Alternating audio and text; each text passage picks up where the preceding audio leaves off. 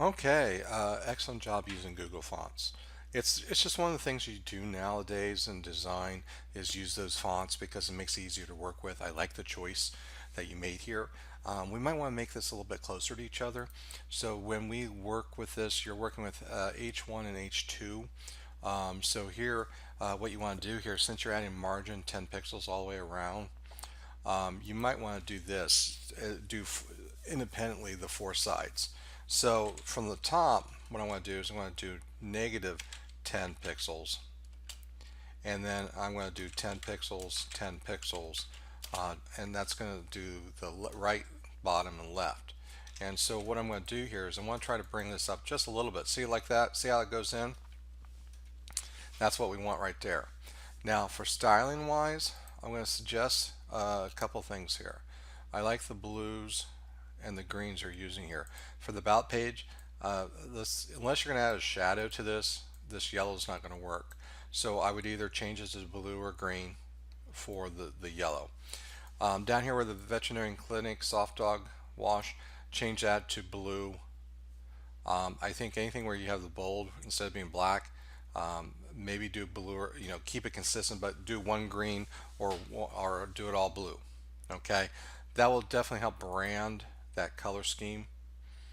Okay, so like we love our pets. I can see that better in blue because it'll stand out. Now, most likely, we might do something different with this layout, depending if you're going to put graphics over here and so forth. I might increase the size, or I might do some of the special months to make it stand out because I want to see my specials for that purpose. The only other thing I might suggest, let's see here. Sometimes I tell people we can move this nav section.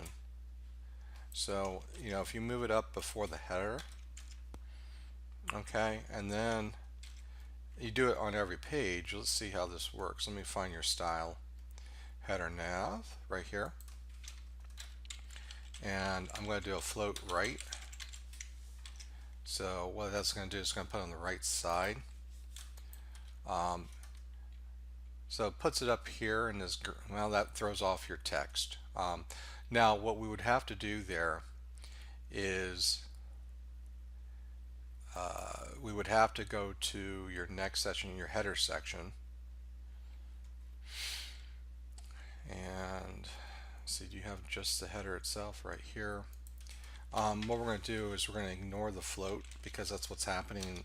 Floats are kind of quirky with that, and I'm just going to say clear both. That just ignores if there's a float. When you start working with layouts, you really have to understand the floating option and how clear it comes in play, and it just allows me to ignore it. And so that moves it down. And so I think that's what I was looking for. I think this would be great to have up here in the top right hand corner, for that purpose.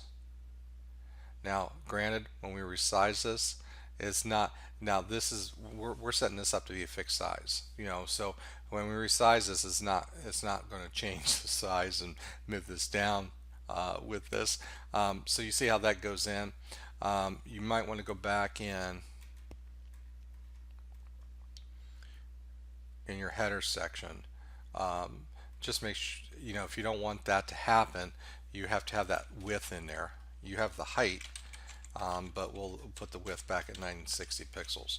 As you move into other classes, you're going to learn media queries, you're going to learn Bootstrap to allow you to create web responsive design.